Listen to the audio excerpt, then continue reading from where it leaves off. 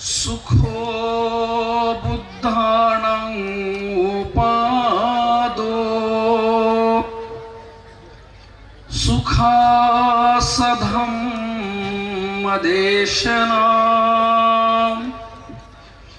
सुखासंगस्य सामागि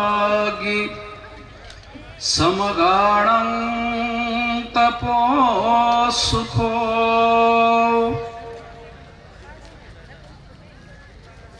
भगवान सम्यक संबुद्ध त्यांचा पवित्र असा सधम्म आणि सदा पूजनीय भिक्खू संघ या तीन रत्नांना त्रिवार पंचांग प्रणाम करतो। विश्वरत्न डॉक्टर बाबासाहेब आंबेडकरांच्या धम्मक्रांतीला जीवनाच्या शेवटच्या श्वासापर्यंत समर्पित राहून या धम्म मंचावर उपस्थित सदा पूजनीय भिक्खू संघ यांनाही त्रिवार अभिवादन। या परिषदेसाठी ज्यांनी अहोरात्र कष्ट केले, लातूर शहर परिसराला सधम्मामध्ये आणण्याचं काम करत असणारे माझे सब्रह्मचारी भिक्खू पंजानंदजी यांच्या प्रति मंगल कामना। अतिशय कडाक्याच्या या थंडीमध्येही आपण सर्वजण सधम्माला श्रवण करत आहात आणि या श्रवणानंतरचा जो सांस्कृतिक कार्यक्रम आहे त्याच्यासाठी हळूहळू गर्दी करत आहात। तुम्हा सर्वांसाठी शुभाशिष मंगल कामना। 7 लक्षण सांगितले धम्मराजाने, त्याच्यातलं एक लक्षण जे अपरिहार्य धम्म असं म्हटलेलं आहे। या विश्वात कोणताही समाज या 7 गोष्टींचं पालन करेल त्याला विश्वात कोणीच हरवू शकणार नाही। त्याच्यात हेच कारण आहे की आता बस करा बस करा बस करा, जिथे दुर्लभो पुरुषो जन्यो, प्रज्ञावंत सत्पुरुष या समोर दिसणं अत्यंत दुर्मिळ असतं। तिथे जो समाज आता आम्हाला नकोय, धम्मदेशीना नकोय म्हणत असेल तर तो नाशाच्या मार्गाने जाण्याचा तो मार्ग निवडू शकतो। पण त्याचबरोबर मी अनेकदा भिक्षू संघाला विनंती करत असतो की प्रत्येकाने वेळेचं भान ठेवलं पाहिजे। त्या वेळेमध्ये धम्मराजांचा सधम्म 84,000 संघामध्ये आहे। माझ्या धम्मपित्याच्या त्रिपिटकाचा मी अभ्यास करतो तेव्हा माझ्या डोळ्यातून धारा वाहतात। माझा धम्मराजा 32 लक्षणाने परिपूर्ण होता। माझ्या धम्मराजाची वाणी सुंदर कोकिळेपेक्षाही सुमधुर होती आणि त्यांच्या एका शब्दावर आपलं सर्वस्व अर्पण करणारे तत्कालीन लोक होते, भिक्खू भिक्खुणी उपासक उपासिका होते। त्याच्यामुळं या 2,500 वर्षानंतरच्या काळामध्ये जेव्हा तुम्ही सधम्माचं आचरण करण्याची आम्ही जेवढी तुमच्याकडून अपेक्षा करतो तेवढीच अपेक्षा आमच्याकडे पण आहे। आम्ही वागावं कसं, आम्ही बोलावं किती, बोलावं कसं, या सगळ्या गोष्टींची आम्हाला तेवढीच आवश्यकता आहे, तेवढीच आवश्यकता आहे। या मुखामधून बाहेर पडणारी प्रत्येक वाणी ती सोन्याची वाणी असली पाहिजे। याचसाठी केला होता टहास, शेवटचा दिवस गोड व्हावा, एवढीच वाणी या मुखातून बाहेर पडते। त्याला धम्म वचन असे म्हणतात आणि त्यालाच धम्म परिषद असं म्हणतात। मी मोठ्या भिक्षू संघाकडे कधी कधी याचना करतो की बंताजी, जेव्हा परिषद किती वेळाची आहे याचं आधी नियोजन करा आणि त्या नियोजनामध्ये किती भिक्षू संघाला तुम्ही निमंत्रित करत आहात आणि किती भिक्षू कोणत्या विषयावर बोलणार आहेत याचं एक नियोजन करा आणि तो विषय त्याची पुनरावृत्ती झाली नाही पाहिजे याचाही तुम्ही थोडा विचार करा। तुम्हाला जर इथल्या व्यवस्थेशी लढायचं असेल, एवढी प्रचंड मोठी व्यवस्था तुमच्या समोर उभी ठाकली असताना त्यांच्या समोर लढायचं असेल तर तुमच्या प्रत्येक वागण्यात, तुमच्या बोलण्यात, तुमच्या आचरण्यात सधम्म स्थापित झाला पाहिजे। हे नियम आम्हा भिक्षूंना सुद्धा तेवढेच लागू पडतात। धम्मराजांना माहिती नव्हतं या गोष्टी तुमचाच, पण धम्मराजाला सुगत असं म्हटलेलं आहे. सुगतो, सुगत म्हणजे स्वतःही सुगतीला जाणारा आणि विश्वाला सुगतीला नेणारा तो धम्मराजा बुद्ध असतात. आणि बुद्ध बोलते वेळेस अनेक आयामाने विचार करायचे. धम्मराजा आपल्या मुखातून शब्द काढताना कठोर वाणी बोलायचे नाहीत. भगवंत आपल्या मुखातून धम्मवाणी बाहेर काढताना खोटं बोलायचे नाहीत, खोटी प्रशंसा करायची नाहीत. खोटा एखाद्याला समजा बोलायची वेळच आली तर त्याला बोलण्याचा वेळ आणि बोलण्याची काळ धम्मराजा जाणायची. की धम्मराजावर एकदा आरोप लावला. एक जण येऊन बसला आणि म्हणते, भगवान तुम्ही सुंदर बोलता का? धम्मराजा सुंदरच बोलणार आहे. भगवान तुम्ही जर योग्य वाणी बोलत असाल आणि कठोर वाणी बोलत नसाल तर तुम्ही देवदत्ताला एक शब्द वापरलाय की देवदत्त थुंकलेल्या थुंकीसारखा कनिष्ठ आणि घाण आहे. भगवंत तुम्ही जर सुगत असाल, तुमची वाणी मंजूळ असेल तर देवदत्ताला बोललेला शब्द जो आहे खोटा ठरतो. आणि देवदत्ताला जर ते बोललेलं असाल तुम्ही तर सुगत आहात असं हे शब्द खोटा ठरतो. धम्मराजा बोलण्याची काळ, बोलण्याचा वेळ जाणायचे. धम्मराजाने त्या राजाला उदाहरण दिलं, तुझा बाळ, त्या राजाचा बाळ मांडीवर बसलेला होता. राजन, तुझ्या बाळाने जर तुझ्या न जाणता तोंडात एखादा खिळा जर गिळला आणि तो तिथे अडकला, तू काय करशील? भगवंत, माझा बाळ अतिप्रिय आहे, त्या बाळाचं तोंड मी वर करेन. त्याला एवढं वेगळ्या शब्दाची भंतीची बोलले. हीच पद्धत आहे सांगण्याची. पण अशा गोष्टी असतील ज्यामुळे मानवांच्या अंतकरणातल्या कामाग्नी प्रज्वलित होता कामा नये, याचे आम्हाला भान असलं पाहिजे. शब्द तोच आहे, तुमचं चित्त शुद्ध आहे. भंतेजी बोलले त्यांचं चित्त अत्यंत शुद्ध आहे. पण जेव्हा ऐकणारा वर्ग आहे आणि ऐकणाऱ्या वर्गाच्या अंतकरणात जर वासना निर्माण होईल, त्यांच्या अंतकरणात कामछंद निर्माण होईल, त्यांचं अंतकरण चंचल होईल, तर ती भाषा सुद्धा बोलताना तेवढं मर्यादित राहणे आमचं कर्तव्य आहे. अर्थात तुम्ही त्या मार्गावर असाल, तुम्ही उंच ध्यानामध्ये गेला असाल, तुम्ही हा तुमचा वैयक्तिक विषय आहे. पण तो शब्द ऐकते मानते वेळेस त्या शब्दाचा प्रादुर्भाव, त्याचा दुष्परिणाम इतका हलक्या लेवलला जाऊन पडतो. कारण अंधभूतो अयं लोके कळुकेत विपස්සती. हे जग सगळं आंधळं आहे आणि आंधळ्या लोकांना ती समजत नसल्यामुळे तुमच्या वाणीत, तुमच्या शब्दात, तुमच्या सधम्मामध्ये मी तुम्हाला सांगत होतो, तो राजा त्या बाळाचं तोंड आम्ही आ करेन आणि त्याच्या तोंडात माझी बोटं टाकेन. प्रसंगी माझ्या बाळाच्या जिभेतून, माझ्या बाळाच्या गळ्यातून रक्त आलं तर चालेल, पण तो खिळा मी बाहेर काढेन. भगवंत म्हणाले, मग त्याला त्रास झाला तर? भगवंत, त्याला त्रास जरी झाला तरी त्याच्या कल्याणाचा तो त्रास ठरेल. तेवढं करावं लागेल ना. तसं भंतेजी जेव्हा बोलतात तेव्हा ती योग्य वाणी बोलतात, म्हणून ते सुगत असतात तुमच्यासाठी. पण त्याचे नियम, त्याची नीती, त्याचा संदर्भ, त्याचे अभिप्राय हे अगदी फिक्स ठरले पाहिजेत. परिषदा का घ्यायची असतात? जो समाज पुन्हा पुन्हा एकत्र येतो, एकमुखाने निर्णय घेतो, एकमुखाने चिंतन करतो आणि सर्वांगीण विकासाच्या गोष्टीवर चिंतन मनन करतो, तो समाज प्रगती पथाला जातो. म्हणून परिषदांची तुम्हाला आवश्यकता आहे. या लोकशाहीमध्ये जोपर्यंत एखादा समूह एकत्र येत नाही, एकत्र विचार विनिमय करत नाही, एकमुखाने निर्णय घेत नाही, तो समाज प्रगती पथाला, उन्नतीला जाऊ शकत नाही. म्हणून परिषदांची गरज आहे.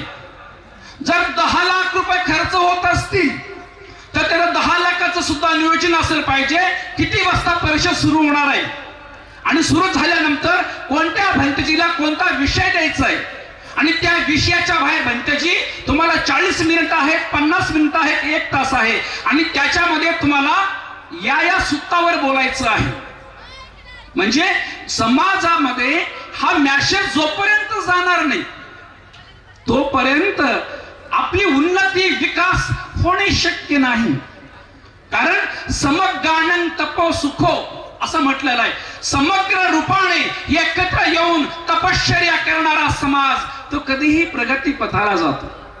जसं की तुमचं बाळ रडतं आणि बाळ रडू लागल्यानंतर त्या बाळाला शांत करायला एकतर दूध पाजवते किंवा त्याच्याकडे काहीतरी खेळणी देते.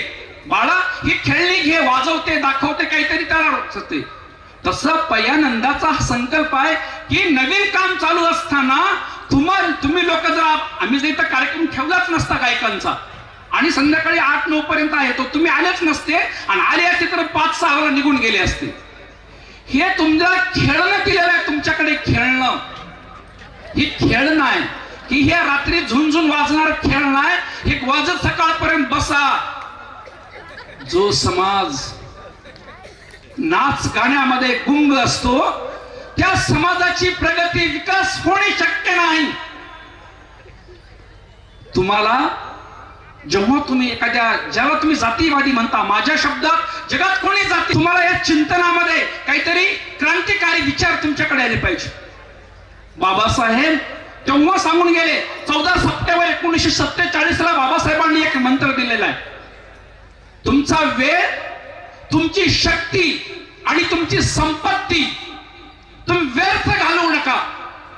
जेव्हा की आपल्याकडे काहीच नव्हतं हे माहिती असताना बाबासाहेब तेव्हा ते मुलांचे ते तरुण मुलांसाठी नागपूरला बाबासाहेब बोलले होते, तुमचा वेळ, तुमची शक्ती आणि तुमचा पैसा तुम्ही व्यर्थ घालवू नका.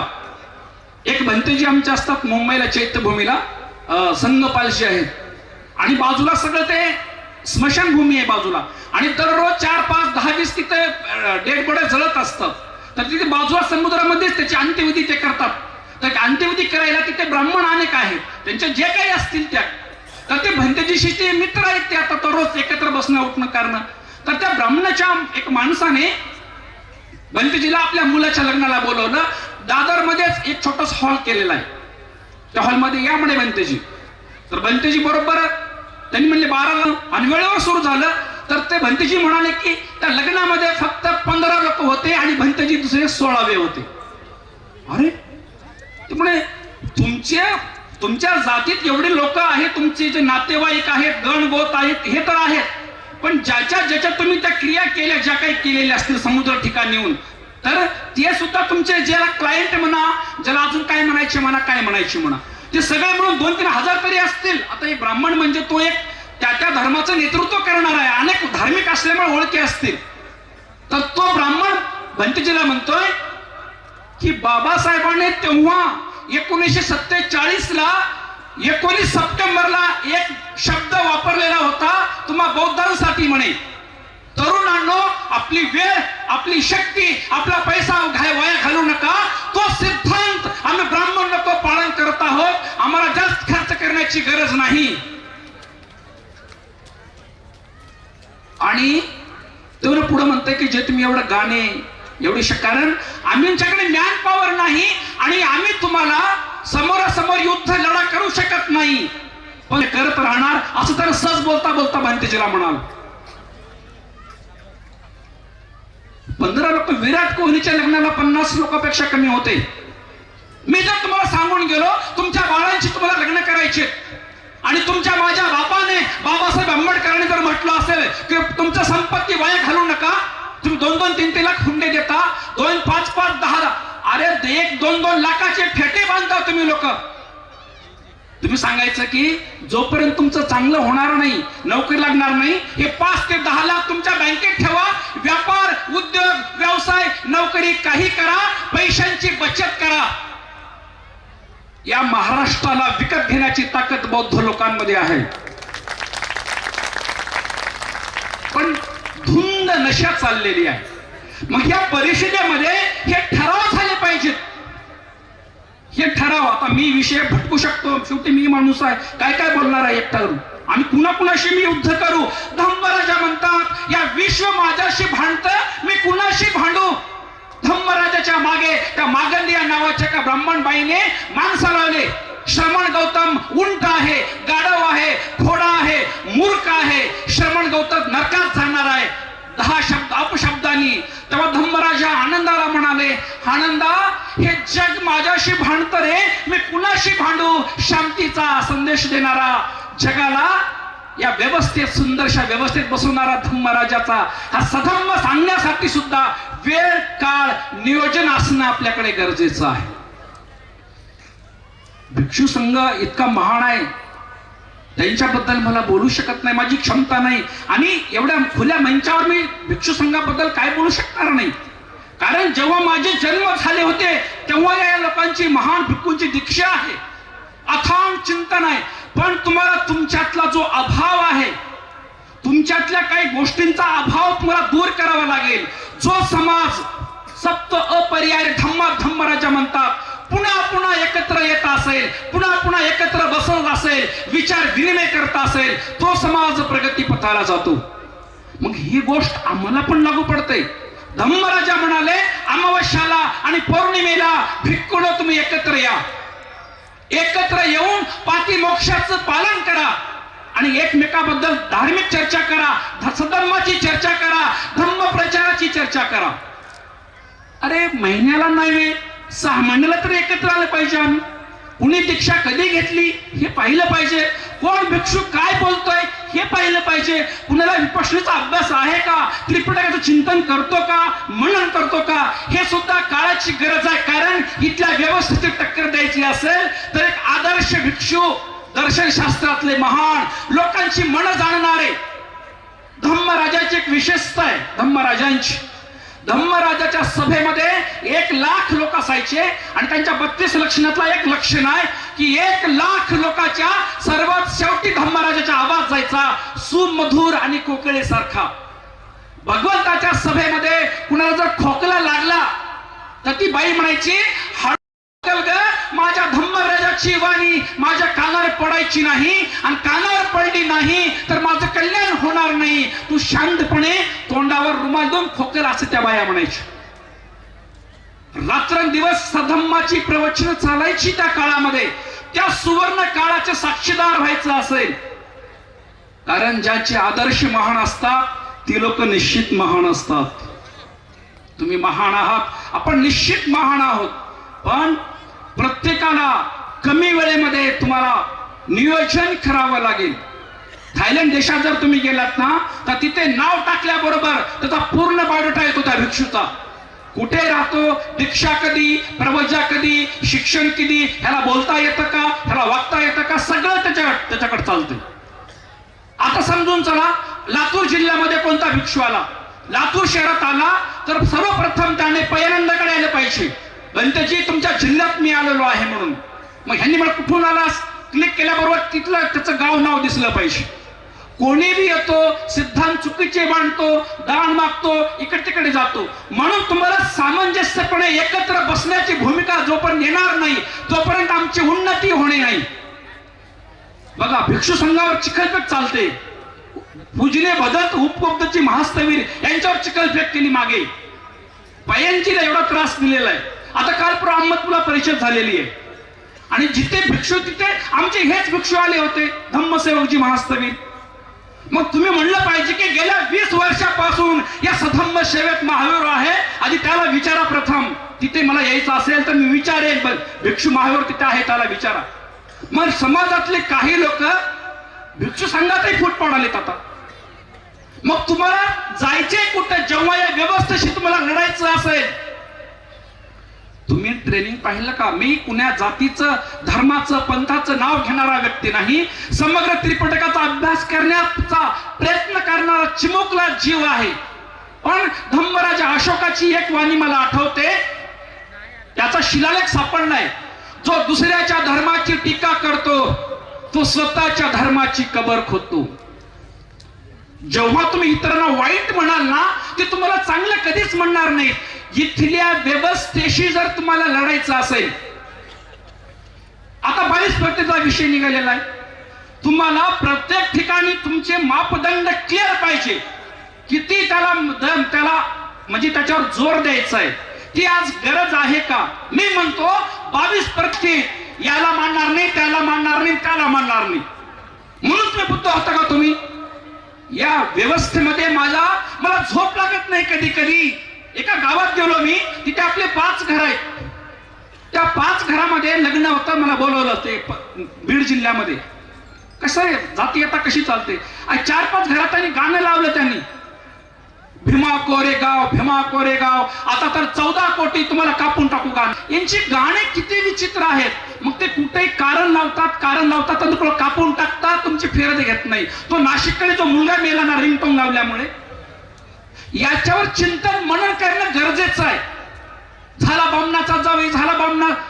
तुम्हाला मी सांगून जातो, कदाचित उद्या माझं चिवर पण निघू शकेल, मला भीती नाही, कारण मी रडतो.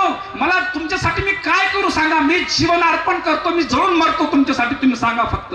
पण जेव्हा सधर्माचा अभ्यास केलेला आहे ना, या ज्या ज्या गोष्टी समाजाला मारक आहेत त्या दूर राहून आपण अंतःकरणात, अरे नालागिरी हत्तीवर विजय मिळवणारा माझा धम्मराजा, अंगुलीमार तलवार घेऊन आला त्याला जिंकणारा माझा धम्मराजा, कसा मैत्रीवान असेल. म्हणून तुम्हाला एक कवच कुंडल तयार करावं लागेल. तुमच्या मागे कोणीच नाही, तुमच्या पुढेही कोणी नाही, तुमच्या मागे कोणी नाही. आमचे मातांग बांधव आता अबकड मागतायत. एक जात पुढे गेल्यामुळे वर्गीकरण करा, आणि वर्गीकरणाचा अभ्यास सुरूही केला, प्रस्ताव देऊन त्यांनी. करता येईल, पण धमकी तर दिली ना, म्हणजे इकडून प्रस्तावान तिकडून प्रस्तावान बघा. आणि ते आता बिचारे आपलेच आहेत, मातांग भाऊ म्हणजे आपण एकच आहोत. मी माझ्या काळेगावमध्ये मातांग समाजाच्या अंत्यविधीला जातो, तर पंचशील घेतात ती लोक, एवढं त्यांना मी बनवलंय. पण बघा ते लोक जय लहुजीन जय, म्हणजे कुठं त्यांना बाबासाहेबांचं काही संघट नाहीत, नाव सुद्धा घेऊ वाटत नाही. म्हणजे म्हणून तुम्हाला मी कुणालाच विरोध करणार नाही. जो समाज माझ्या धम्मराजाच्या आचरणाने चालेल, या विश्वात तुम्हाला कोणीच हरू शकणार नाही. फक्त या 7 गोष्टींचं पालन करा, माझी नम्र विनंती आहे तुम्हाला. तुमचे बाळ लग्नाला आले ना, लग्न आता मोठे बंदच करा तुम्ही. नोकऱ्या बंद केल्या सगळ्या, खाजगीकरण आहे, कंपन्या 10-12 हजारात काय करणार आहे तुमची बाळ? तुमच्या बाळांच्या नावावर कमीत कमी जेवढा लग्नाचा खर्च आहे तेवढा मुलीला देऊन टाका. जिला घरी सुखी राहाय 2 लाख घेऊन जा. अरे ते 2 लाख फिक्स करा. बाळ जन्माला येता येता त्याचं काहीतरी होणार आहे, पैशाने पैसा जोडावा लागेल. जो समाज, एका गावात 30 घर आहेत, एका डोक्याला 1000 रुपये पट्टी लावली गेल्या वर्षी जयंतीला. मी म्हणालो एवढी पट्टी लावू नका, तर 1.5 लाख गोळा केले त्या लोकांनी. मी रडलो. एक बाई उठली, लावा 2000 लावा म्हणली. नको म्हटलं. मी शांत बसलो. 70,000चा डॉल्बी आणला, 40,000चा गायक आणला, आणि 40,000 खाण्यात आणि जयंतीला लावले. तुमचा नाश करायला दुसऱ्या शक्तींना यायची गरज नाही. कोरून ठेवा. भिक्षू संघाला माझी विनंती आहे, त्यांनी पण ऐकायला पाहिजे, तुम्ही पण ऐकायला पाहिजे. कोणत्याच एका समाजाला दुसरा समाज कधीच नष्ट करू शकत नाही. लक्षपूर्वक ऐका. कोणत्याच समाजाला दुसरा समाज नष्ट करू शकत नाही. तोच समाज स्वतःच्या समाजाला नष्ट करू शकतो. जर भविष्यात कधी जर धम्म नष्ट झाला तर आपलेच लोक त्याला नष्ट करणार आहेत. ते सिद्धांत आहे. कारण ज्या सधम्मावर जेवढे लोक कमी प्रतिपादन करत चालतील तो धम्म क्रमशः नष्ट होतो, क्रमशः नष्ट होतो. अजून आजपासून कंप्लीट 2500 वर्षाच्या शेवटच्या वैशाख पौर्णिमेला समग्र त्रिपिटकाला आग लागणार आहे. एक भिक्षू दिसणार नाही आणि बुद्ध शासन तिथे नष्ट होणार आहे. कारण ज्या धम्माच्या पथाने चालणारे लोक जेवढे कमी, सारंच सारतो यत्वा असारंच असारतो, जे साराला सार समजत नाही त्या लोकांची हानीच होणार आहे ना. त्यांची हानी, त्या हानीपासून वाचण्यासाठी तुम्ही बुद्धगयेला सहर जाऊन बघा. एकाच बाईनं 300 किलो सोनं त्या बुद्धगयेच्या मेन कळसाला लावलंय. थायलंडची एकच बाई आहे. ती म्हणाली वरपासून खालीपर्यंत मी बुद्ध धम्म संघाची उपासिका असल्यामुळे समर्पण करते, त्याला सोन्याने मडवते. पुरातत्व विभागाकडे असल्यामुळे त्याला मान्यता नाही. तुम्ही जर संकल्प करा माझ्या गळ्यातले 2च मणी इथं देऊन जाते, 10 कोटी इथं आज तयार होतात. आज तुम्ही गाणे ऐकायला येणारे लोक काय देणार आहोत? तुम्ही हसता पण अजून. बेशिस्ताशी नाही चालते. तुमच्या माझ्या धम्मपीठाने 7व्या वर्षी आपल्या घरला आले कपिलवस्तूला धम्मराजा. 7व्या वर्षी बुद्धत्व प्राप्तीनंतर चारिका करू लागले. शुद्ध जनाने त्यांना बोलवलं होतं जेवायला, तर चारिका केले. माझ्या बुद्धांची परंपरा आहे, हातात पात्र घेऊन चारिका करायची. आणि वरून यशोधरा पाहते आणि म्हणते राहुला, ते सगळ्या समोर चालतायत ना, ते तुझे पिता आहेत, जा आणि त्यांना तू संपत्ती माग. चिमुकलाय राहुल आहे 7 वर्षाचा, 11ची वेळ आहे, अंगावर ऊन आहे भगवंताच्या, तो धावत येतो, एवढा कोरा पान आहे, सुंदर लांब केसांचा आहे आणि ती केस कुरळे आहे त्याचे. हे पिताश्री, हे पिताजी, मला तुमची संपत्ती हवी आहे, ती संपत्ती मला द्या. शक्य वंशी सुगंधी फुलारे, राहुला काय मी देऊ सांग तुला रे. हे हिरे माणिक मोती कदाचित जळून जाणार आहे, नष्ट होणार आहे, पाण्यात वाहून जाणार आहे, चोर चोरून येऊ शकतात. राहुला, हीच विश्वातली ही भिक्षा पात्र घे आणि जन्म मरण्याच्या दुःखातून बाहेर पड. 7व्या वर्षी आपल्या बाळाचे कुरळे केस कापून त्याला संघात दीक्षा देणारा हा तुमचा माझा बाप, या विश्वाचा धम्मपिता. गौतम बुद्ध कसे असतील? बाळ पुन्हा घरला गेला नाही, माझ्या आईला एकदा पाहतो म्हणा गेला नाही वापस, माझ्या आईचं यशोधरेचं मुख बघून येतो म्हणून गेला नाही वापस. माझा बाप मला संपत्ती देतोय ना, ती परमार्थाची सर्वोत्कृष्ट संपत्ती आहे. परमार्थ, जिथे सर्वस्वाचा अर्थ सिद्ध होतो त्याला परमार्थ म्हटलेला आहे. 7व्या वर्षी कुरळे केस कापून त्या बाळाच्या हातात भिक्षापात्र देणारा धम्मराजा किती महान त्यागी असेल. त्या महान त्यागाची परंपरा चालवायची असेल तो तुम्हाला त्याग करावा लागेल.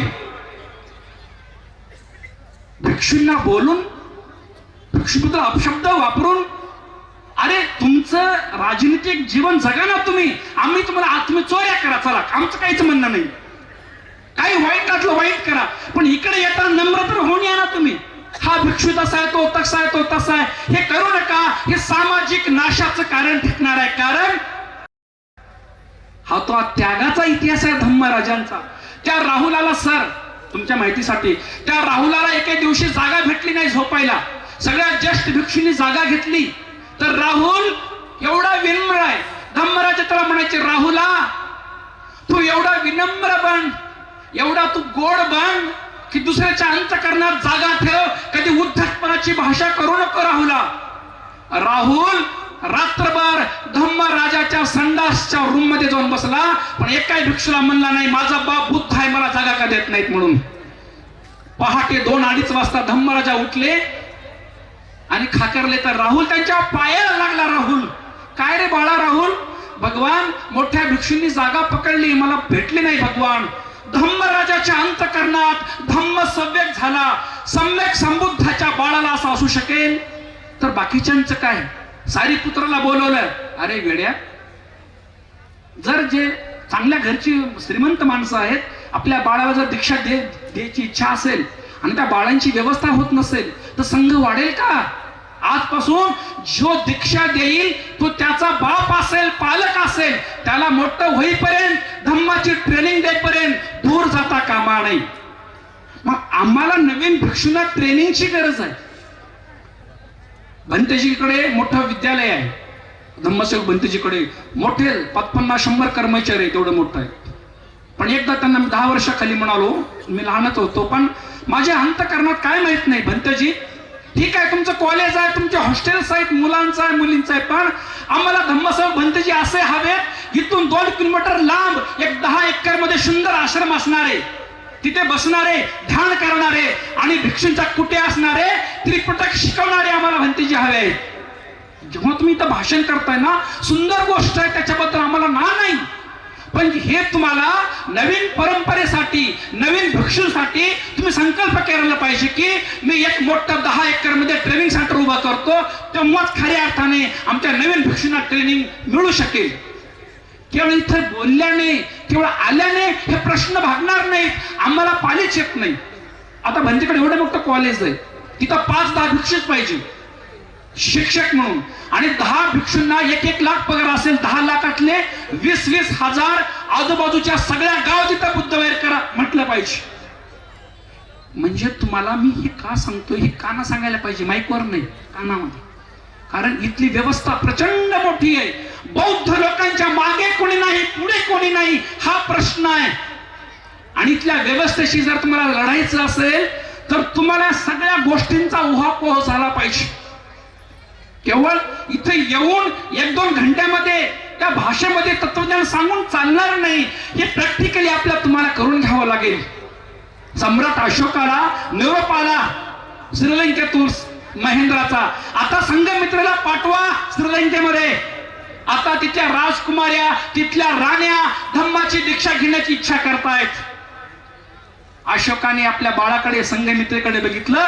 संघमित्रेला बाळ असताना, या प्रचंड जम्बूद्वीपाची राजकुमारी असताना, आपल्या बापाचा आदेश मानून एका वाक्यावर, एका शब्दावर आपले सुंदर केस काढून प्रवर्जित होते. राजा अशोक तिच्याकडे बोधी वृक्ष देतो, कारण बोधी वृक्ष तिकडे लावायचा होता अनुराधापूरला. 2200 वर्षापूर्वीचा बोधी वृक्ष आजही अनुराधापूरला जिवंत आहे. या विश्वातला सगळ्यात मोठा जुना बोधी वृक्ष म्हणून त्याची गिनीज बुकात नोंद आहे. तो आता दिसत नाही, त्याला सेफ केले, हल्ले झालते मागे, त्याची अनेक बीज लावली नंतर. तर ती संघमित्रा तो बोधी वृक्ष हातात घेऊन, 4-5 भिक्षुणी घेऊन, सेवक घेऊन गुजरात मार्गे राजा अशोक कच्छच्या समुद्रात उतरला आणि संघमित्रेची नाव अशी पुढे ढकलली. पुढे ढकलून तो आपल्या गळ्याभर पाण्यात राजा अशोक गेला. माझी प्राणप्रिय संघमित्रा आता याच्यानंतर मला कधीच दिसणार नाही म्हणून हात जोडून संघमित्रेकडे बघू लागला आणि त्या बोधी वृक्षाकडे बघू लागला. जोपर्यंत संघमित्रा तिची नाव एका सुईच्या टोका एवढी होत नाही, तोपर्यंत राजा रडत होता आणि हात जोडून माझ्या धम्मासाठी माझी बाळ दान केलं म्हणत होता. याला त्याग असे म्हणतात. एका आमच्या उपगुप्त भंतेंना एकदा प्रश्न विचारला एकाने, भारत बौद्धमय कधी होणार? भंतेजी म्हणाले, ज्या दिवशी महाराष्ट्रातल्या आणि भारतातल्या बौद्ध बायांना असं वाटेल की माझा पहिला बाळ भिक्खू संघाला मी अर्पण करेन, त्या दिवशी भारत बौद्धमय झाला. काय खायच्या गोष्टी आहेत का, भाषण करायच्या गोष्टी आहेत का? हे सगळं हॉलमध्ये बसून ठरलं पाहिजे. मला सांगा, ज्याला तुम्ही जातीवादी म्हणता ते संघटन कसं का असणार, तो त्यांचा विषय आहे. शत्रूने शत्रूचं वाईट चिंतलं पाहिजे, मी या मताचा आहे. शत्रू जर असेल, शत्रूचा वाईट चिंततो की चांगलं चिंततो सांगा बरं? वाईट चिंततो ना. मग शत्रूच्या चिंतनावर विचार करून त्या गोष्टी बाजूला सारण्याची क्षमता आपल्यात पाहिजे. आमचे लोक रिटायर झाले ना की घरात पेपर वाचत बसते, काही काही दुकानं टाकते, काही काही फिरायला रात्री जाते.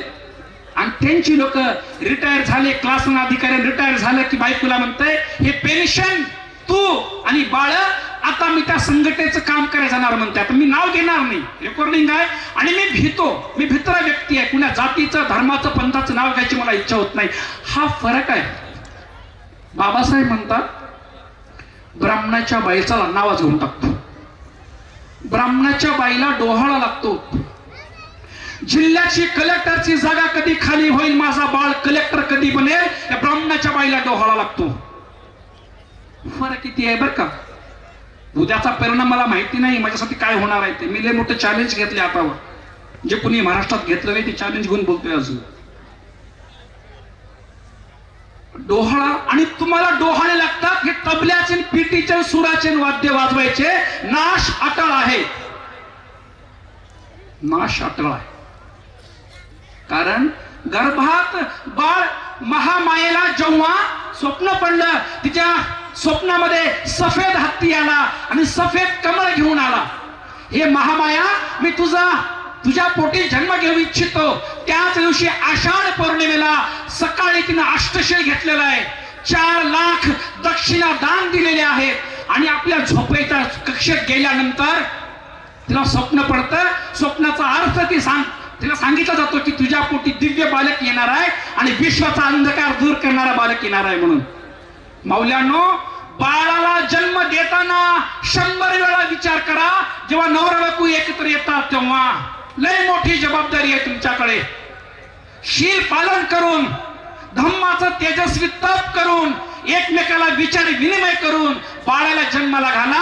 आणि बाळ जन्माला येईपर्यंत ते गर्भात असताना सुद्धा सुसंस्कार द्या, विपश्यना करा, अनपान करा. बाबासाहेबांच्या चेहऱ्याकडे बघायला शिका. माझा बाळ माझ्या बाबांसारखा झाला पाहिजे, माझ्या धम्मपितांसारखा झाला पाहिजे, तेव्हा तेजस्वी बाळ जन्माला येतील. रात्रंदिवस टेभा बघितल्यामुळे, काही वेगळ्या आगळीकडे खाल्ल्यामुळे, ब्रह्मचर्याचं पालन न केल्यामुळे ते गडबड होते. जर दारू पिऊन जर नवरा तुम्ही एकत्र आलो तर गडबडच होणार आहे. एक बाई आली भंतेजीकडे, म्हणाली, भंतेजी हा 20 वर्ष झाले बाळाला, आता दारूच्या नदी लागलाय म्हणे, हा आजपर्यंत काहीच केलं नाही. भंतेजी म्हणाले, तुझ्या घरात कोणी दारू पितंय का? नाही. तुझा भाऊ, माय, कोणी बाप, बहीण, भाऊ जे कोणीच पित नाही. तुझा नवरा सुपारी सुद्धा खात नाही. मग कसं? आधी पित होते म्हणे, आधी कधी लग्न झाल्यात लई पित होते म्हणे 2-4 वर्ष. ते परिणाम आहे. ते बरोबर त्याची तरंग तिकडे लागते ना, ते बरोबर तिकडे येते, ते खेचत बसते तर पुन्हा दारू पेरले करू. मग वेसांतराच्या जन्मामध्ये असो किंवा दुसऱ्या जन्मामध्ये गर्भात बाळ आल्याबरोबर दान करण्याची इच्छा त्यांच्या माता करतात, बोधिसत्वांच्या. ज्याला तुम्ही धार्मिक, त्याला तुम्ही जे जातीवादी म्हणता ना, ते कुण्या एखाद्या त्यांच्या, ज्याला ते आदर्श म्हणतात, कधी डॉल्ब्या लावून जयंत्या केल्या त्यांनी? दणक कधी नाचले त्यांनी? काळाप्रमाणे बदलायला शिका. जिल्ह्याला मेडिकल कॉलेज उभं झालं पाहिजे, एवढी शक्ती एका जिल्ह्यामध्ये आहे. तुमचं सगळं मंगळसूत्र इथं गल्ल्यात जमा करा तुम्ही. भंतेजी उद्या मेडिकल कॉलेज उभं करतील ते, एवढी ताकद आहे. तुमचा आता दुसऱ्यावर विश्वास, भामट्यावर लोकांवर विश्वास आहे नाही तुम्हाला लोकांचा. धर्मगुरुच हे सगळं करू शकते. श्रीलंकेला राजधर्म आहे श्रीलंकेचा. तिथला राष्ट्रपती महिन्याला 2 महिन्याला तिथल्या भिक्खू संघाला घेऊन बसतो चिंतन करायला, मी कसं राज्य करू म्हणून. तुम्हाला या भारताला जर सोन्यानं नटवायचं असेल, विचारानं नटवायचं असेल, तर तुमचा प्रज्ञेचा प्रकाश इतर जातींच्या लोकांकडे गेला पाहिजे. म्हणून बुद्ध विहार खेडोपाड्यांची निर्माण करून ते ज्ञानाची केंद्रे बनवा. जयंती झाली की त्याच्यातले 20,000 उरवायचे आणि तिथे लायब्ररी उभी करायची. त्या लायब्ररीमध्ये कोणती बाई बसायची काठी घेऊन, सगळ्यांची लेकरं बाळ इथं आली पाहिजे. 3 घंटे अभ्यास केला पाहिजे. 9, 10, 11 पर्यंत अभ्यास करून तुमचे बाळ घरला गेले पाहिजे. तेव्हा वर्षाला, 2 वर्षाला, 4 वर्षाला लाल दिव्याची गाडी तुमच्या दारात येऊ शकते. तुम्हाला कोणीच हरवू शकत नाही. सोप्या गोष्टी. उद्या मी जीवन हसवतो ते नाही. माझा संकल्प आहे की मरणाच्या दारात जाता जाताही श्वास बघताना किंवा धम्म सांगताना मला मरण यावं. कारण वेळ लई कमी आहे आपल्याकडे. कारण ज्याचे आदर्श त्यागी असतात, तो समाज त्यागी असतो. भगवंताने आपलं बाळदान दिलं, सम्राट अशोकाने आपली बाळ दिले आणि बाबासाहेबांची बाळ त्यांच्या मांडीवर मेले. रामो, आपल्या बाळांची डॉक्टर या देशात मिळतील का? पण या बाळांचा डॉक्टर कोणीच नाही. तो डॉक्टर मला बनायचे रामो. आपल्या पत्नीच्या आसरू पुसून परदेशात जाणारा तुमचा माझा बाप डॉक्टर B.R. आंबेडकर आहे. त्याच्या तरी थोडं लक्ष द्या.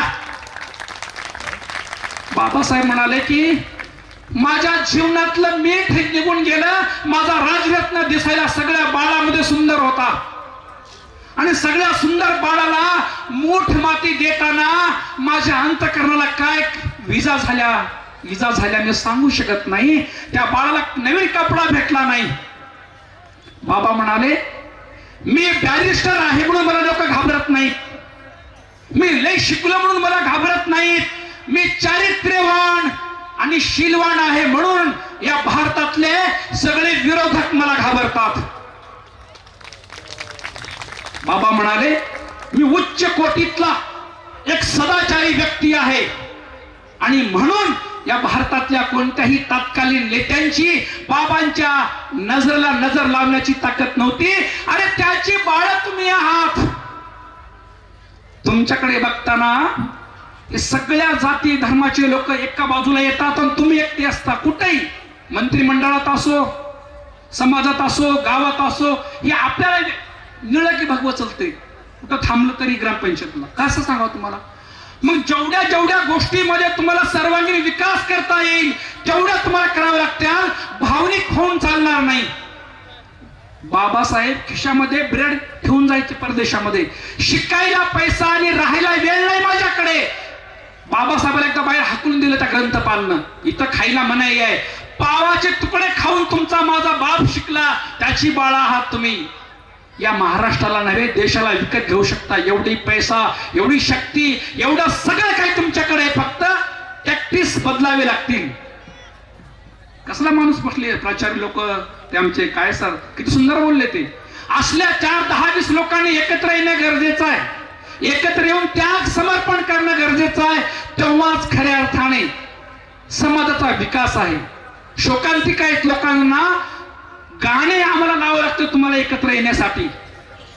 म्हणजे दिवसा एवढे लोक नव्हते, एवढा पंडोल आता भरलेला आहे. सावध राहा, धम्मवाणी चिरकाळ टिकणारी आहे.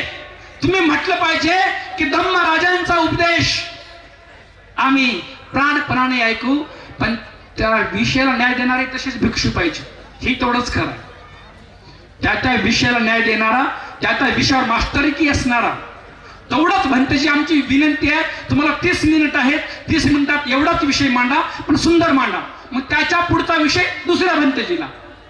शील एकाने घ्या, समाधी घ्या, प्रज्ञा घ्या, आर्यसत्य घ्या, अष्टांग मार्ग घ्या, पारमिता सगळं घ्या. बुद्धाचा धम्म क्रमशः आहे. बुद्ध म्हणतात माझा धम्म समुद्रासारखा आहे जो खोल खोल नेतो. मग यही भिक्कवे, या आधी फक्त शील बघा, शील बघा, त्याचं आचरण करायला शिका. आचरण केलं की मन शांत होईल, मन स्थिर होईल. पुन्हा समाधी, मनाला एकाग्र करा. मन एकाग्र झालं, मनाला शुद्ध करा. म्हणजे वाईट नाही, भंतेजी बोललेलं मला वाईट म्हणायचं नाही, पण आम्हाला माफ करा, शब्दांचं चयन करावंच लागेल. शब्दांचं चयन केल्याशिवाय खऱ्या अर्थाने धम्मक्रांती होणे शक्य नाही. म्हणून आमचा प्रत्येकाचं, मला सूचना न येण्याच्या आधी 5 मिनिटांमध्ये या सधम्माकडे येण्यासाठी तुम्हाला 2-3 गोष्टी सांगून जातो. भंतेजींनी मला कंटिन्यू म्हटल्यामुळे थोडस मूड आलेला आहे. जगामध्ये हसू नका, येरेकर येईपर्यंत बोल, 12चा वेळ तर दिलेला आहे. भगवंताच्या धम्माकडे बघताना तुम्ही कसे पाहता? जगात 2 पद्धती आहेत, आस्तिक आणि नास्तिक. आस्तिक याचा अर्थ आहे, आस्तिक म्हणजे अस्तित्व मानणारा, नास्तिक म्हणजे काहीच न मानणारा. बुद्धांच्या काळात हे 2 शब्द होते. आजच्या काळामध्ये आस्तिक म्हणजे ईश्वराचं अस्तित्व मानणारा आणि नास्तिक म्हणजे ईश्वराचं अस्तित्व नाकारणारा आजच्या काळामध्ये. पण धम्मराजांनी शब्द वापरले ते आस्तिक म्हणजे अस्तित्व स्वीकारणारा, कर्म आणि कर्म फळाचे अस्तित्व स्वीकारणारा. माझ्या भावांनो, तुम्ही 100 वेळेस चुका, दोष नाही, नंतर तरी सुधार. पण जी अग्नीचा गोळा आहे, तो अग्नीचा गोळा आहे हे पहिल्यांदा मान्य करायला शिका. अग्नीचा गोळा आहे म्हटल्यानंतर चटका बसल्यास माणूस बाजूला तरी येईल, पण तुम्हाला सधम्माचे सिद्धांत माहिती नसल्यामुळे त्या अग्नीच्या गोळ्याला आपण आलिंगन देत आहोत आणि बेचिराख होत आहोत. जंगलात एखादा प्रदीप लावा, त्याला किडे आजूबाजूला येतात, मध्ये जातात काहीतरी खायची वस्तू आहे म्हणून आणि करपून जळतात. म्हणून सधम्म 3 प्रकारे नाश होतो. सधम्म 3 प्रकारे नाश होतो. कोणताही धम्म तत्व प्रणाली या विश्वात कधी नाश होते? त्या सधम्माचा अभिप्राय योग्य न समजल्यामुळे तो धम्म नाश पावतो. नंबर 1. धम्माचा अभिप्राय योग्य न कळल्यामुळे त्याचं आचरण केलं जात नाही. नंबर 2. आणि आचरण न केल्यामुळे त्याची संस्कृती, त्याचा गौरव, त्याचे चैत्य, स्तूप, विहार निर्माण न केल्यामुळे धम्म नाश पावतो. प्रामुख्याने पहिली गोष्ट आहे की धम्माचा अभिप्राय कळावा. बुद्धाच्या नंतर एक चार्वाक होऊन गेला. चार्वाक अभ्यासू असाल तुम्ही. तो चार्वाक काय म्हणतो? यावं जीवेत सुखं जीवेत, संस्कृत भाषा आहे. तो चार्वाक म्हणतो जोपर्यंत जगणार आहात सुखाने जगा. ऋणं कृत्वा घृतं पिवेत. आणि सुखाने जगण्यासाठी लोकांची कर्ज काढा आणि कर्ज काढून साखर तूप पीत बसा. भस्मीभूतस्य देहस्य पुनरागमनं कुतः. हा देह भस्मीभूत होणार आहे, पुन्हा जन्म नाही. आम्ही तुम्हाला म्हणलं उद्या जा, खा प्या मौज करा, काही करा, पुनर्जन्म नाही. किती गोड वाटेल तुम्हाला? एका बाजूला चार्वाक, दुसऱ्या बाजूला धम्मराजा बुद्ध आहेत. चार्वाक पुन्हा म्हणतो कामिनी आलिंगन, हा संस्कृत भाषा आहे. कामिनीला, स्वतःच्या कामिनीला किंवा इतरांच्या कामिनीला जन्मभर आलिंगन देत बसा, पाप नाही पुण्य नाही. मग तुम्ही धम्मराजाला तिकडे घेऊन जाताय, असं करू नका. तुम्ही चुका. आम्रपाली वेशा होती सर, पण धम्माचा सिद्धांत कळल्याबरोबर ती अरहंत झाली, जीवन मुक्त झाली. धम्माचे अभिप्राय लक्षात ठेवा. धम्माचे अभिप्राय लक्षात न आल्यामुळे आमच्याकडे सर्वांगीण विकास होत नाहीये आमचा. अरे जो समाज एका दिवसाला 5-5 लाख, खेड्याची गोष्ट सांगतो, खेड्याची 5-5 लाख जयंतीत खर्च करणाऱ्याची उन्नती कशी होणार आहे? माता विशाखा सोन्याचा दागिना घालून विहिरात आली, दागिना विसरून गेली आणि सांगितलं अगं दागिना विसरून आले, भगवंताचा हात लागला नसेल तर वापस आण. आनंदाने बाजूला ठेवला होता. तिने म्हणली दागिना घेत नाही, माझ्या संघाचा, माझ्या भगवंताचा हात लागलेला आहे. भगवंत म्हणाले आम्ही सोनं स्वीकारत नाही. तोच दागिना विशाखेनं घेऊन बाजारात गेली, 9 कोटी 1 लाख रुपयाचा दागिना झाला. तो विकून 27 कोटींचा विहार बांधून देणारी माता विशाखा इतिहासात अमर झाली. आपल्याला धम्माचा सिद्धांत तिला कळालेला आहे. धम्माचा सिद्धांत अशोकाला कळालेला आहे. अशोकाने 84,000 विहार बांधले, तरी गुरु म्हणाले, मोगली पुत्र तिस्स म्हणाले अजून तू धम्म दायाद बनला नाहीस. 84,000 विहार बांधून तू धम्म दायाद बनला नाहीस. मग काय करावं लागतंय? ज्या दिवशी पोटचं बाळ देशील त्या दिवशी धम्म दायाद म्हणजे धम्माचा वारस कधी होशील? जेव्हा पोटची बाळ दान देतात ती लोक धम्माचे वारस बनतात. आपल्या बाळाला त्यांनी दान दिलेलं आहे. त्यांना धम्माचे अभिप्राय समजलेले. कमीत कमी तुमच्या बाळांना म्हणा, बाळा जा पयनंदाकडे आणि 6 महिने दीक्षा घे. श्रीलंकेला तिथल्या बाईंना आम्ही विचारलं, थोडं इंग्लिश मध्ये बोललो, आम्हाला येते थोडं नकळत मोडकं तोडकं. ती बाई म्हणाली माझं एक स्वप्न आहे, मला 2 बाळ हवेत भविष्यामध्ये. एक बाळ मी भंतेजी बनवेन, दुसरा बाळ मी सैनिक बनवेन. चिमुकले 2 कोटी लोक आहेत तिथे, फक्त 2 कोटी गरीब लोक आहेत, पण धम्माला जिवंत ठेवणारी लोक आहेत. तिथली बाई जर कुठं बस स्टँडवर, रेल्वे स्टेशनला, मार्केटला जर भंतेला भेटली, वंदन करते आणि एकच शब्द विचारते, माझ्या डोळ्यातून अनेकदा पाणी आलं, भंते आपण जेवलात का आणि आपलं आरोग्य कसं आहे? तिचं बाळ कुठंतरी भंतेजी बनलेलं असतंय आणि या भंतेला बघून तिच्या मनामध्ये जागा, माझं बाळ असंच आहे. तुमचे बाळही घरात, सगळे तुम्ही घरात तसा. पहिल्यांदा थंडीत मेला काय आणि राहिला काय? आजच्या दिवशी येणार आम्ही तर फक्त. आणि तरी तुम्ही निंदा करता. नीट ऐका, जो भिक्खू संघाची आणि या श्रमणाची काशाय वस्त्र नाही, हे धम्मराजा म्हणतात, हे अग्नीच्या ज्वाला आहेत. नीट ऐका माझ्या भावांनो, या अग्नीच्या ज्वाला ज्यांनी अंगावर घेतल्या त्यांची निंदा करणाऱ्याच्या 2-4 पिढ्या बर्बाद होतात. त्यांच्या लेकरापर्यंत, नातापर्यंत, खापर पंतापर्यंत त्यांचा सत्यानाश अटळ असतो. हे बुद्ध साहित्य म्हणतं. म्हणून आपल्या बाळामध्ये भिक्षूंना बघायला शिका. पोटच्या बाळाला सुद्धा भिक्षूंच्या जागी मानायला शिका. आमची बाळ देता येत नसेल तर नाही देत म्हणते, पण तुमचा आम्ही सन्मान करतो. तुमच्या अन्न वस्त्र निवाऱ्याची आम्ही व्यवस्था करतो. चटणी भाकर देऊन तुम्हाला जिवंत ठेवतो. नाहीतर पयानंद थोडेसे संख्या आहेत बरं, कधी निघून जाते सांगता येत नाही. सांभाळा, तुमची जबाबदारी आहे पयानंदाला सांभाळण्याची. कारण हा बुद्ध पुत्र आहे, त्याच्यामुळे एवढा समाज इथे तुम्हाला पाहायला मिळतोय, एकत्र यायला मिळतोय. संकट येतील, संकट कुणाला नाहीत. धम्मराजाच्या मागे माणसं लावलेला हा समाज आहे. समाज कुणालाही बोलतो. म्हणते पयानंदजी, तुमच्या मागे आम्ही आहोत, मागेही होतो, आजही आहोत, उद्याही राहू आम्ही, ती गोष्ट नाही. पण जसं धम्मराजा म्हणतात, मी युद्धात उतरलेल्या हत्तीप्रमाणे आहे. धम्मराजा काय म्हणतात, तेव्हा त्या बाईनं माणसं मागे लावली घाण बोलायला. आनंदा, मी युद्धात उतरलेल्या हत्तीप्रमाणे आहे. युद्धात उतरलेल्या हत्तीला बाणांचा, तलवारीचा, शस्त्रांचा सगळा घाव सहन करावा लागतो. आनंदा, मी हत्ती आहे युद्धात उतरलेला. पयानंदजी, तुम्ही काय मी काय, या धर्म युद्धात उतरलेले, या समाजाला सुमार्गाला नेणारे आपण, या युद्धातले आपण पण हत्ती आहोत. काळाच्या ओघात धम्मराजाचं चिवर तुमच्या माझ्या अंगात आहे. एकमेकाला मदत करू, उठू आणि वेगाने पुन्हा धावत जाऊ. कारण आम्हाला तुमच्यापेक्षा माझ्या धम्मराजाच्या बुद्ध शासनाची जास्त काळजी आहे. तुम्ही निघून जाल, मी निघून जाऊ. श्रीलंकेचे, थायलंडच्या लोकांचं एकच स्वप्न आहे, मी मरण्याच्या आधी एका गुरुने कमीत कमी 5 भिक्षूंना चिवर द्यावं लागते.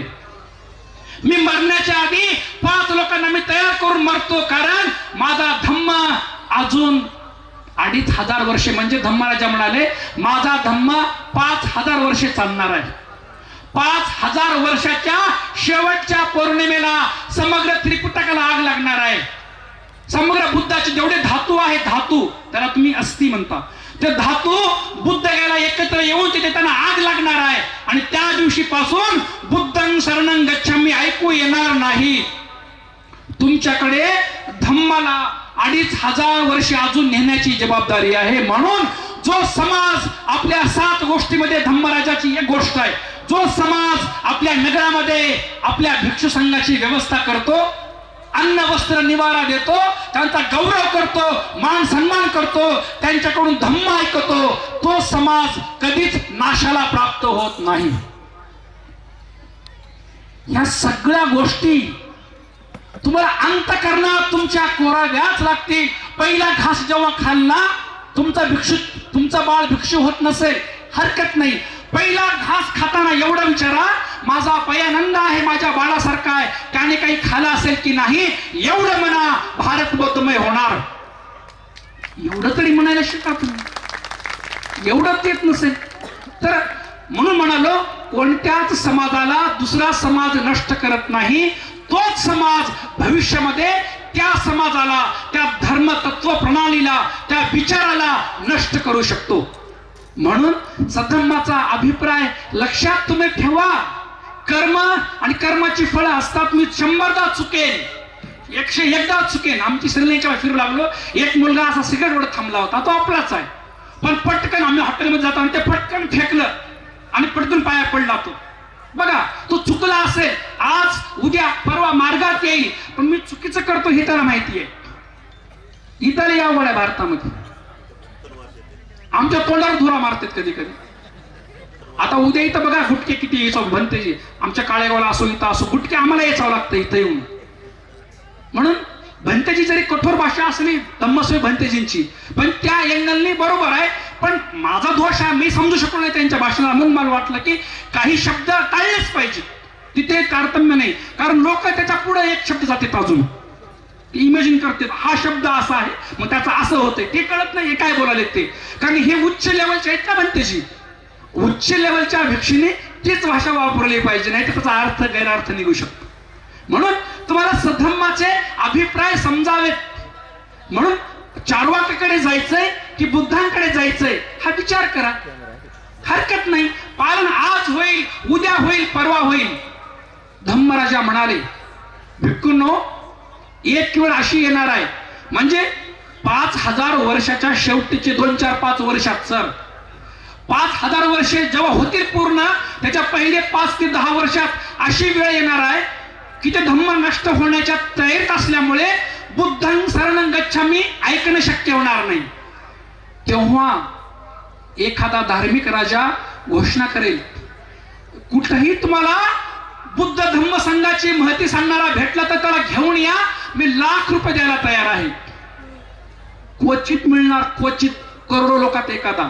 मग भगवंत म्हणाले की त्यावेळेस जर एखाद्या माणसाच्या गळ्यामध्ये काशाय वस्त्र असं असेल, आमच्यासारखं जे वस्त्र आहे फक्त गळ्यात त्यानं टाकलेलं असेल काशाय वस्त्र, आणि तो नांगर हाकणारा असेल, नीट ऐका, नांगर हाकणारा असेल, त्याला बायको असेल आणि 4-5 लेकरं असतील, पण फक्त गळ्यात एक काशाय वस्त्राची पट्टी टाकणाऱ्याला सुद्धा गुडघ्यावर बसून मी हे दान संघाला देत आहे, जो कोणी म्हणेल ते दान असंख्येय अपमेय वदामी.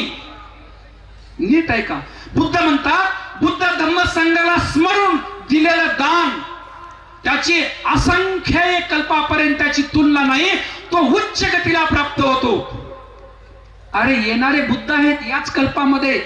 तुम्ही भगवंताला गौतमाला एक फूल वाहताना विचार करा, हे मी फूल वाहत आहे या सत्यवचनाने मी येणाऱ्या आर्य मैत्री बुद्धांच्या काळात जन्माला यावं. आता ह्याची पट्टी फिरली म्हणून आता वेगळंच बोलायला म्हणून. मती मंद झालेल्या अंध झालेल्या लोकांना सधम्माच्या व्याख्या कळत नाहीत. अंधभूतो अयं लोके, धम्मराजा म्हणतात आंधळ्या लोकांना धम्म कळत नाही. कारण कोणू हासू किमानंदो निश्चंत जलितो सती. या जगाला राग द्वेष मोहाची आग लागली असताना अशा लोकांना धम्म कळत नाही. त्वरित जागे व्हा. तुम्हाला रात्री झोप लागता कामा नये. माझा समाज, बाबासाहेब जाताना सुद्धा माझा समाज, माझा, तसं बाबांनी काय आपल्यावर उपकार केलं का? किती 59 जाती खात्यात एससी मधल्या सुद्धा, पण एक जात जय भीम म्हणत नाही तुमच्याशिवाय. इथेच ओळखा तुमच्या मागे कोण आहे म्हणून. बाबांनी इतका मान अपमान केला आपल्यासाठी. तुम्ही दिल्लीला कधी गेलात ना, तिथे एक स्मारक बांधलंय बाबांनी जिथं आपला देह टाकला तिथं.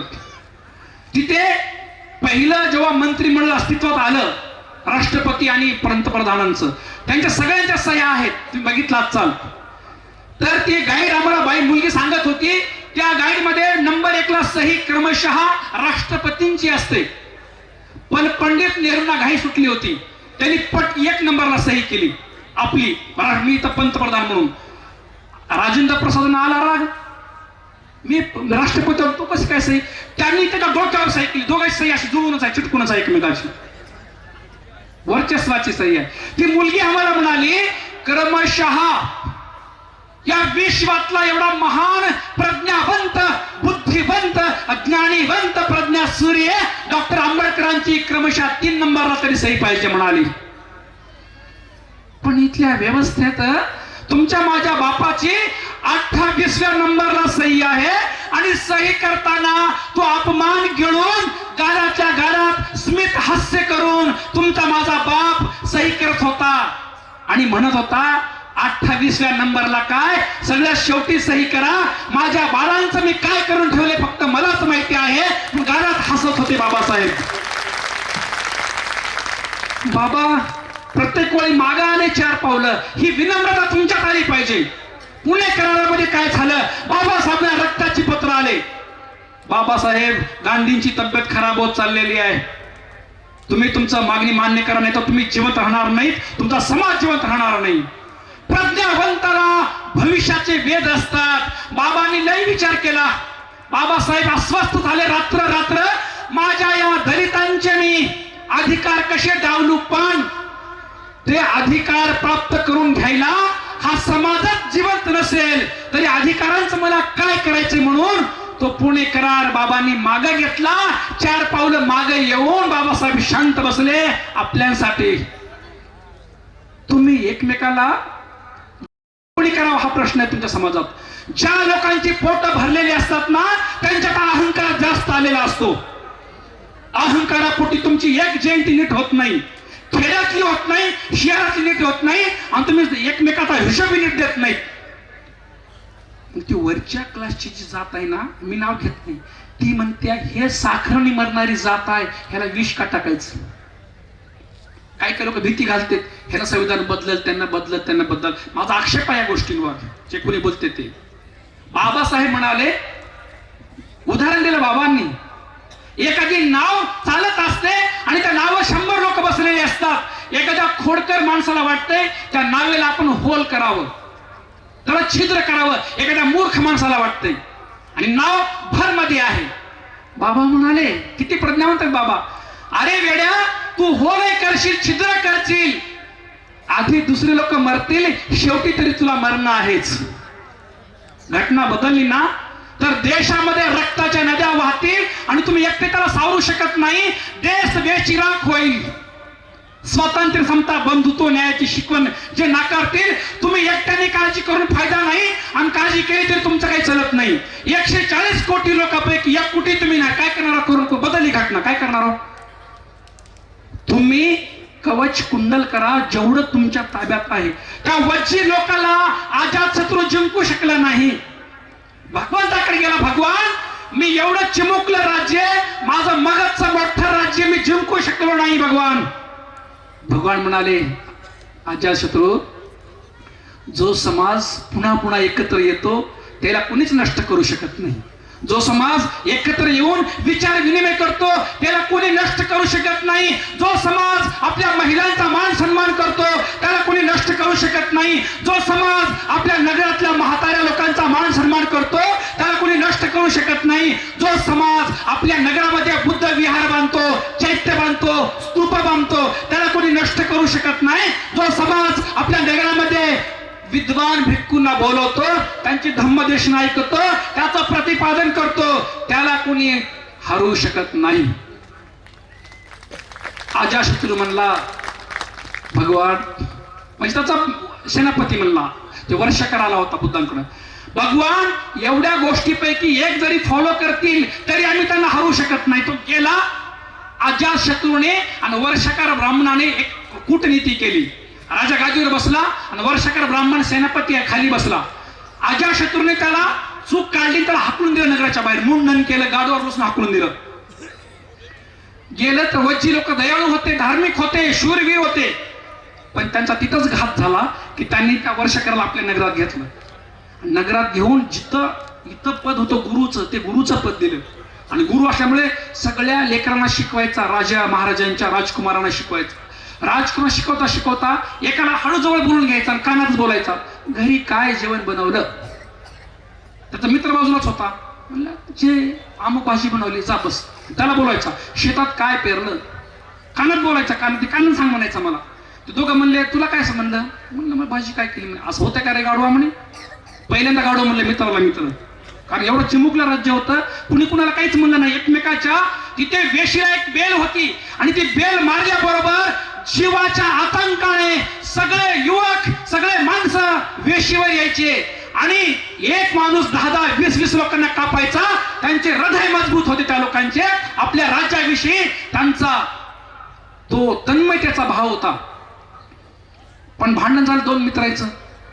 आता वर्गात भांडण लावाय किती लागते गुरुला. ते भांडण माया माया भांडू लागल्या, माणसं भांडू लागले. मग एकमेकांच्या मुलीला उचलून नेऊ लागले. जे 7 कारण आहेत ना, ह्याच्यात हे कारण आहे. बायांसाठी, मुलींसाठी खून पडतात लोकांचे आणि मरेपर्यंत बोलत नाही की आपल्या जातीमध्ये का असेना, कुठे का असेना. तुम्हाला सगळ्या गोष्टींचं पालन करावं लागेल. आणि शेवटी त्याने बेल मारली, भांडण लावलं सगळ्या नगरात. अजातशत्रू तुम्ही या आणि या मूर्ख लोकांना जिंकून घ्या. नीट आहे का? अजातशत्रूने त्यांना हरवलं नाही, चुकीचं आहे. ती लोक स्वतः हरले, हे दुसरं उत्तर आहे. कोणी कोणाला हरवू शकत नाही. मग रेकॉर्डिंग चालू आहे, काय बोलता येत नाही. एक गुरुजी आहे इकडे पुण्याकडे, नाव सांगत नाही, ते बिना पायाचं चप्पल हिंडता येते. तुम्ही माहित आहे सगळ्याला कोण आहे ते. म्हणजे देशाचे प्रधानमंत्री त्याचे पाय धरतात. त्याच्यातला त्याग बघा. मी चुकीचं आहे म्हणत नाही, कदाचित उद्या मला तुम्ही वाळीत टाका, चिवार काढा, हा, पण त्याचा त्याग बघा. अनवाणी पायानं पूर्ण पुन्हा जिल्हा फिरतो, तो सायकलवर फिरतो तो. तुम्ही मला म्हणा, मला अहमदपूरचे लोक म्हणते ते RSSचा बनतेजी आहे. अरे अक्कल पाहिजे रे, प्रवचन ऐकायला तेव्हा टॅलेंट लागतं एवढ्यानं. वाटतंय का? बरं मला घेतील काय लोक RSSचं, घेतील मला जवळ असं वाटतंय का? माझं बरं तर चक्कर तुमचा अवकाल बघ कुणाचा होते. अरे काय पद्धत असते बोलण्याची एकमेकाला. आमच्या उपगुप्ताकडे तक्रार केली, याचा चिवर काढा म्हणे, हा RSS वृक्ष आहे म्हणून. अरे हे काय समजत नाही तुमचं काय चाललंय ते. त्याचा त्याग बघा. असं म्हणलं की म्हणते त्यांची स्तुती करते. हो करतो, त्यांची काय म्हणणं आहे. तो त्यागाने पश्चिम महाराष्ट्राचे पोरं पेटून टाकले त्याने. तुम्ही जे म्हातारे लोक आहात ना, तुम्हाला म्हातारपणापर्यंत बायका सुटत नाहीत. आता तारस म्हणून आपल्या पट्टीवर, त्याच्यातून तुमच्यात काय फरक आहे म्हणा, तेच म्हणते जे बोलला तू तेच बोललास है ना, आलास काय पट्टीवर तुझ्या? हो आलो. माऊल्यांनो, तुम्ही नवऱ्याला सांगा की जा पैनंदाकडे जाऊन ते साफसफाई करा, 10, 20, 30, 50, 60 लोक या धम्म क्रांतीमध्ये चळवळ तुम्हाला उभी करायची असेल तर. कुणाला कमी लेखू नका. देशाचे प्रधानमंत्री तुमच्याकडे पण येतील, बौद्धांकडे. हा बौद्ध समाज किती एकत्र राहतो. सोन्याचे अमृतसर सारखे विहार, ते सोनेरी विहार आहे अमृतसरला त्यांचं, ते त्या शीख बांधवांचं तसलं विहार नगर करू शकता एवढा पैसा तुमच्याकडे आहे. तेव्हा दिल्ली हरवू शकते, या लोकांना मी हरवू शकत नाहीत म्हणून. पण त्याला माहित आहे ना, ही साखरानं मारणारी लोक आहेत. विषय संपला. म्हणून असं करू नका. आत्मचिंतन करूया, पुन्हा पुन्हा एकत्र येऊया. भिक्षू संघाला तेवढीच गरज आहे पुन्हा एकत्र येण्याची, एक दिशा ठरवण्याची. भिक्षूंनी काय बोलावं, किती बोलावं हे ठरलं पाहिजे परिषदेमध्ये. या माध्यमातून तुम्हाला एकत्र आहे. अरे लातूर शहरामध्ये किती लोक आहेत, किती घरं असतील? 1 लाख संख्या आहे का आपल्या लोकांची? 1 लाख लोक आहे समजा, 20,000 घरं असतील. 20,000 लोकांनी जर म्हणलं की पय्यानंदाला फक्त आम्ही एका दिवसाचं जेवण देऊ, तुमच्या मरेपर्यंत पुन्हा नंबर येणार नाही तुमचा. तुम्ही देता का? अरे भाग्य लागतंय जेव्हा भोजनान द्यायला. आता भाग्य हा शब्द सुद्धा म्हणता. भाग्य म्हणजे भगवा, भाग्य हे पाली शब्द आहेत भगवंतासाठी वापरलेले. भाग्य ऐश्वर्य या अर्थाने वापरला जातो. अरे अभ्यास करा थोडा थोडा थोडा. भाग्य म्हणलं की म्हणते आम्हाला तिकडे घेऊन चालेल. अरे काय गोष्ट आहे, भाग्य लागतंय. त्या मी श्रीलंकेला गेलो एका विहारामध्ये. त्या विहारात 12 वर्षाची यादी आहे. एका दिवशी सकाळी 300 भिक्षू आहेत. सकाळी 6ला नाश्ता आणि 11ला जेवण. तर एकाला खर्च कराय इंडियन 50,000 लागतात. सकाळच्या नाश्त्याला 50,000, दुपारच्या जेवणाला 50,000. 50 त्याच्यात वस्तू असतात जेवणाच्या, जे पदार्थ असतात 50 पदार्थ असतात, भातापासून डाळीपासून. तर 12 वर्षाची यादी आहे. आता बघा, येरेकर साहेब आले असतील जवळपास, बसलेत का? साहेब तुम्ही काय मनावर घेऊ नका, तुम्हाला बोलणार मी. बघा 500 न 500, 500 न 500 कशी फेकता तुम्ही. हरकत नाही. बाबासाहेब म्हणाले माझी 10 भाषणं आणि 1 गाणं बरोबर आहे. तो काळ तसा होता. म्हणून माझं आता मी बौद्ध महासभेचा राष्ट्रीय उपाध्यक्ष आहे भिक्खू संघाचा. नीट ऐकून घ्या. भीमराव आंबेडकरांना मी सांगितलं साहेब आपली बौद्ध महासभा, या गाण्यांचा जाहीर तुम्हाला निषेध करावा लागेल, अशा अक्रम गाण्यांचा. कारण ती लोक ऐकायला येत आपल्यावर डाव खेळायला येत. मग का बरं तुमची गाणी ऐकून गावतानी? गायक लोकांनी अर्धा नाश केलाय समाजाचा. दारू पण गाणी म्हणतात गायक लोक. काय म्हणणार? मेडिकल करायचं त्यांचं. वरी आले स्टेजवरती. माझ्या बाबाने कधी दारूचा स्पर्श केला नाही. परदेशामध्ये थंडीमध्ये माझा बाबा शिकला. माझ्या बाबाचं चरित्र वाचताना माझं जीवन ओलं होतं. माझा बाबाने किती त्याग केला. त्याचे गाणे म्हणायला तुम्हाला दारू प्यावं लागते का तुम्हाला? सगळे गायक चांगले असतील, काही अपवाद असतात, पण बहुतांश लोक चारित्र्यामध्ये हीन झालेले आहेत, दारूत वाया गेलेले आहेत. अशा लोकांकडून धम्मक्रांती होणे नाही. तुम्हाला तेवढं बनावं लागेल, त्याला विचारावं लागेल काय कमी होते त्या गौतमाला, राज्य सोडून गेले वनाला. अशी गाणे म्हणावं लागतील. बुद्ध विहार तयार करायची गाणे म्हणावं लागतील. भगवंताच्या 32 लक्षणाचं वर्णन करणारी गाणे म्हणावं लागतील. तुमच्या बाळांना दीक्षा देण्याची गाणी म्हणावं लागतील. तुम्हाला काय अधिकार दुसऱ्या धर्माला बोलण्याचा? हो, पैसे मिळतात म्हणून का? आणि बसणारे बेवडे असते दारू पिऊन गाणे ऐकणारे बी पैसे फेकतात आणि म्हणणारे बी गाणे म्हणतात. त्यांनी तुमची नाडी ओळखली. तुम्हाला काय लागते? डोस. आणि याच्यात सर तुमचा नाश अटळ आहे. सर एकाने हेडलाईन केली अहमदपूरला, भंते महावीरता समाजाला शाप. अरे हे शाप आहे का अटळ? त्यांनी तर 100-70 म्हणले भंतेचे आत्ताच. माझ्या मोठे ते असं तर काही म्हटलं नाही ना आम्ही. म्हणजे तुम्हाला आत्मचिंतन, गायक लोकांचं एक संघटन पाहिजे. कोणती गाणं द्यावे आपल्या लेकरांना, आपल्या बाळांना, आपल्या समाजाला कोणते गाणे द्यावे, काय गाणं द्यावं, काय वाणी असावी, याचं भान ज्या समाजाला राहत नाही त्या समाजाला अवनतीपासून कोणीच रोखू शकणार नाही. भावनिक बोलून चालणार नाही. भावनिक न बनता 1-1 लाख 2-2 लाख तुम्ही पैसे घेता. तुम्ही म्हणायचं मी 2 लाख काय त्यातले 50,000 या मूर्तीला मी दान करतो म्हणायचे, का त्या गावाला मूर्ती देतो म्हणून. ते गाई काय नाव घेत नाही, आपल्या समाजाची मोठी गाय काय मुंबईला बिचारी, तिलाच खायला मिळत नाही, तिला खायला शोकांतिका आहे तिची. पण तुमच्याकडे चारित्र्य असेल तर सगळंच मिळणार आहे तुम्हाला. जे आलं त्या पैशांचा विनियोग व्यवस्थित केलात ना तर धम्म तुम्हाला संपत्ती प्राप्त करून देतो. म्हणून व्यसनापासून आपल्या धर्मगुरूला टॅलेंट बनलं पाहिजे, गाणे म्हणणाऱ्याला शिलवान बनलं पाहिजे, ऐकणाऱ्याला धार्मिक गुणवान दानी बनलं पाहिजे, तरच समाजाचं कल्याण आपलं आहे. चुकलो खुकलो तर मी भिक्खू संघाची हात जोडून माफी मागतो. त्यांनी आपलं बाळ म्हणून मला पदरात घ्यावं. मी काही कुणाला भंतेजीला दुखवायच्या उद्देशाने बोललो नाही. खूप पैसा आहे त्यांच्याकडे, लय मोठं काम करावं त्यांनी.